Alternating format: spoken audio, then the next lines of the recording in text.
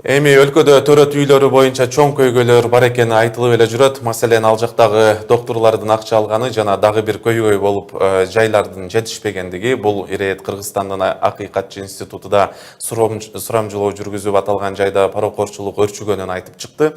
Биздин бүгүнкү талкууда төрөт үйлөрүндөгү абал жана кош бойлуу аялдарга карата врачтардын мамилеси туурасында болмокчу. 11 каналынын студиясында башкы гинеколог Адис Раиса Асылбашева конокто. Раиса айым, куш келипсиз. Адегенде эле көз жарганга келген айымдардын бекер кабыл алуусу керектигине карабай акча төлөшөт деген сындардан баштасак, менимче мындай наразычылыктарды угуш сиздер үчүн жаңылык деле болбосо керек. Бирок өткөндө эле министрлик мындай маалыматтарды четке какты. Өзүңүздүн врач Адис катары түшүндүрмөңүз кандай? Саламатсыздарбы? Мен башка Адис болом. Ошол саламат сактоонун министрлигинин башкармалыгы жагынан Асылбашева Раиса Бишиналиевна. Биринчиден мен айтарым, статистикасын келтиришке айтарым. 2016 жылы жалпы республика боюнча 157-94 төрөттөр болду.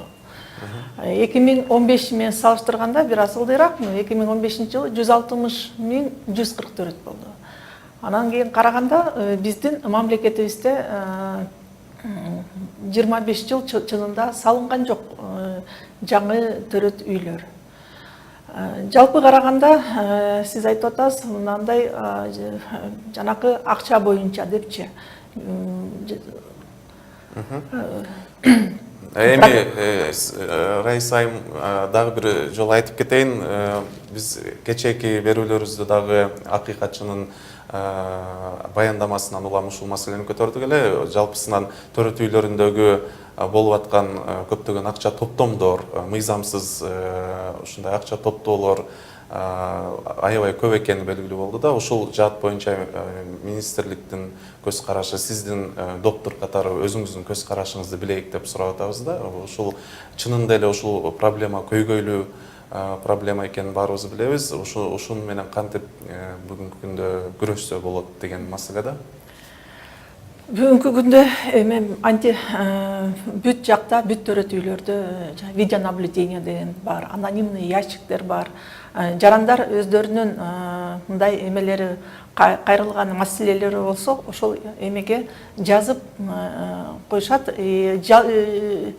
Жума сайын бул ящик, анонимный ящик комиссионно ачылат. Ошол жактан биз билебиз кандай көйгөйлүү маселелер менен, кандай эмелер менен кайрылып атышканын. Чынында биз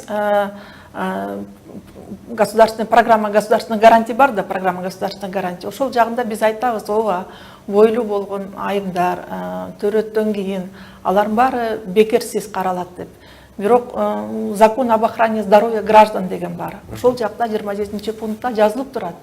Право выбора пациентов медицинских врачей депчи. Анан кийин ар бир жаран өзүнө ылайыктуу, мындай өзүнө жаккан дарыгерди алат. Бирок ал боюнча мындай взаимоотношения, договорное взаимоотношение жок. Ошол себептен саламаттык сактоо министрлиги өзүнүн жумушун аткарып атат. Бул жагынан эгерде ошол кайсы жакта ошондой суроолор көтөрүлсө, бул боюнча руководительге биз жооп катар алар жооп беришет. Эмне себептен ошондой проблема чыгып атат. Мындай караганда бизге ошондой эмелер түшсө, биз сразу аракет кылабыз жооп кылгандай, айткандай. Бул факты биз эгерде жаран өзү кайрылса, бул баланча дарыгер алып атат десе, анда биз ошол факт менен иштешибиз керек. Бирок андай кайрылыш болбойт. Кээде анонимно болуп калышы мүмкүн. Кандай болуп саналат? Бүгүнкү күндө кайрылуулардын көлөмү канча? Ушул жаат боюнча сиздерде бир статистика барбы? Же болбосо мына ушул эле баяндамада айтылып кеткендей, бул сурамжылоолордун негизинде ушундай таянакка келсе керек да, аталып кеткен баяндамада, Акыйкатчынын баяндамасында. Эми бул проблема жок эмес, аны сиз да мен да баарыбыз деле коомчулук жакшы билет. Бирок менин суроом ушул көйгөйлүү маселени чечүү үстүндө кандай бир механизмдер бар министерство тарабынан, министрликтин кандайдыр бир өзүнүн кызмат барбы, кандайдыр бир адистер иштейби бунун үстүндө, же кандайдыр бир саясат иштелип чыгылып атабы бул жаатта? Ошол жөнүндө кичине кеп салып берсеңиз. Саламаттык сактоо министрлиги жагында антикоррупционный комитет деген бар. Бул боюнча булар мындай катуу жумуш өткөзөт. Эгерде ошол жактан бир маалымат келсе, биз иликтөө изилдөө иштерин жүргүзүп, ошол факт туура келсе, биз өзүбүздүн чарабызды көрсөткөнү ушак. Ошондой көрүлгөн чаралардан бир мисал келтире аласызбы? Вот кандайдыр бир мекемелерден байкалган ушундай бир көрүнүштөргө каршы кандай чаралар негизи болуп атат да? Себеби биз бул жерде бул проблеманын бар экенин баардыгыбыз билебиз, бирок бир чети акыйкатчы айтып атат, ал өзүнүн анонимдүү сурамжылоо негизинде тапкан маалыматтарына таянып, экинчи жагына сиз расмий министрликтин өкүлү катары, менин оюмча телекөрүүчүлөргө кызыктуу болуш керек да, ушул маселе качан чечилет? Бул туңгуюк маселе бар экенин коомчулук билет, бирок баары эле келип расмий маалыматтарга такалып, бизде ушундай коррупциялык комитет бар деп эле айтабыз, бирок ошонун кылып аткан иштери жөнүндө кичине маалымат берип кетесизби? Бул маселеде жалгыз Саламаттык сактоо министрлиги менен жалгыз өзү чече албайт. Бул деген чогуу чечишибиз керек. Эң биринчиден жаран өзү, кандай десем, өзүнүн ответственности, өзүнүн ден соолугуна өзү ответственность болуп, ошондой программа болуп аткандан кийин ошол жардам бүт кош бойлуу айымдардын жардамы бекер болуп аткандан кийин ал өзүнүн укугун көтөрүш керек, айтыш керек. Бул ушундай закон бар, ушундай программа бар, эмне себептен акча төлөгөнгө болуп атат депчи. Анан кийин биз информационный, бул боюнча информационный жумуш өткөзүлөт көбүнчө. Бизде республиканский центр укрепления здоровья бар, бүт жакта, бүт мамлекет, бүт ооруканалардын эмелеринде стендтер бар, программа государственной гарантии деп илинип турат, акысыз деп баары бүт жакта илинип турат. Ошол жакта эле ар бир төрөт үйлөрүндө анонимный ящиктер илинип турат. Андан тышкары биз дагы маалымат берип атабыз, информационный мындай төрөттөрдүн баары бесплатно, бекерсиз.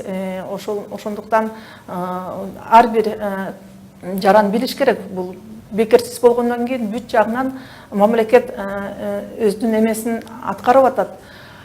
Эгерде ошондой факттар болсо, дарыгер менен пациенттин ортосунда акча, мындай вопрос, денежное взаимоотношение болуп калса, анда же болбосо дарыгер ошол акчаны кандай десем, мындай сурап, мындай эметсе, бул жагынан биз сразу же мындай факт түшсө эле биз өзүбүздүн иликтөө жумуштарын өткөзүп, негизи бул боюнча ар бир мекемелердин руководителдери жоопкерчиликтүү болуш керек. Ошондой эмелер менен өзүнүн сотрудниктери менен көбүнчө иштеш керек. Андай факт болбош керек деп өзүнүн эмесин. Түшүнүктүү.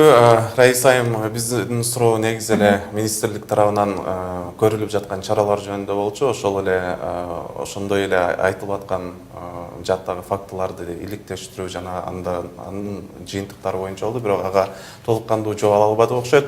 Ошентсе да мисалы учурда туруктуу жашаганга жайы жок адамдар төрөр маалында барып кайрылган учурда маселе да көйгөй жаратат. Мисалы ушуну чечүү максатында дагы акча берип паралоо башталат экен. Ошол эле пропискасы жок деп айтылган учурларда эмне үчүн ушул маселени башка альтернативдик жолдору каралбайт министерство тарабынан?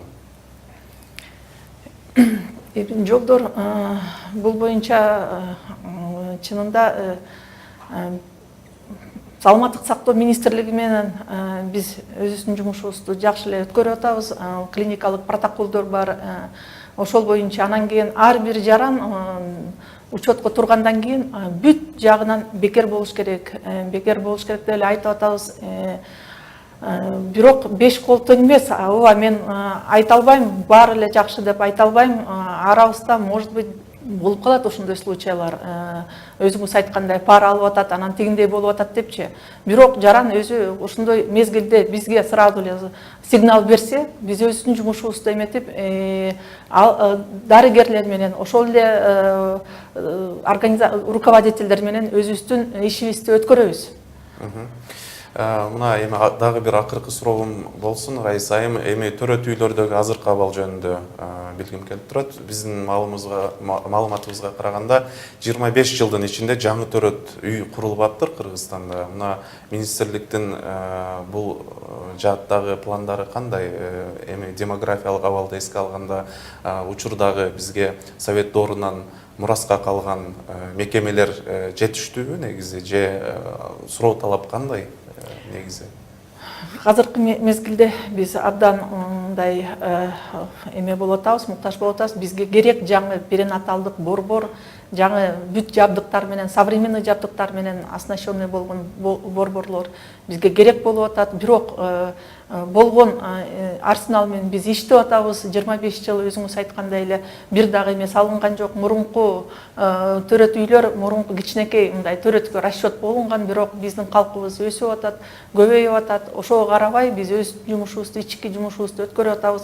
2015 жылы мына саламаттык сактоо министрлиги менен медициналык жабдыктар менен роддомдордун баарын, төрөт үйлөрдүн баарын колубуздан келишинче аппараттар менен камсыздандырдык. Ана 2016 жылы регионалдык перинаталдык программа менен 8 реанимобиль ар бир областтарга алынды, Бишкек шаарына дагы алынды.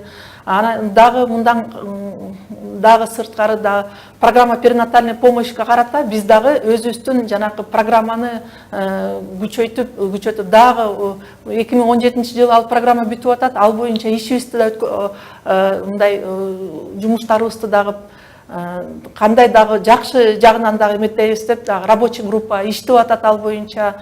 Мына реанимобилдер абдан өзүнүн жумушун айткандай тез жардам бизге ошол жакшы жардам болуп атат. Мына третичный перенаправление деп айтабыз. Мына бир первичный уровеньден третичный уровеньге кандай абдан оор аялдарды биз третичный уровеньге республиканский национальный центр улуттук борбордук эненин жана баланын борборуна ошо аракет кылабыз алып келгени, ошо менен канча аялдардын мындай өлүмүнөн сактап канча адамдын аялдын өмүрүн сактап атабыз ошо мененчи. Андан тышкары биз мына 2017 жылы международный тренерлер менен дагы ошол именно ошол реанимобиль менен кандай иштеш керек, ошол оснащение менен кандай колдонуш керек, ал боюнча да окууларды өткөзүп атабыз. Андан тышкары биз дагы на постоянной основе деп айтып коеюн, биз ар бир адисти ошо окутканга аракет кылып атабыз. Именно жанакы жардам, тез жардам берүүгө кандай эмелерди колдонуш керек, ошонун баарын биз обучение кылып атабыз. Буга дагы биз ыраазычылыгыбызды айтабыз. Биздин партнерлорубузга өздөрүнүн салымын кошуп, бизге жакшы мындай көп жардамын берип атканына рахмат. Биз Кыргызстандагы төрөт үйлөрүндөгү кош бойлуу аялдардын жана врачтардын мамилеси туурасында жанагы байланыштуу көйгөйлөр төгөрөгүндө башкы гинеколог Раиса Асылбашева менен маек курдук. Берүүбүздү улантабыз.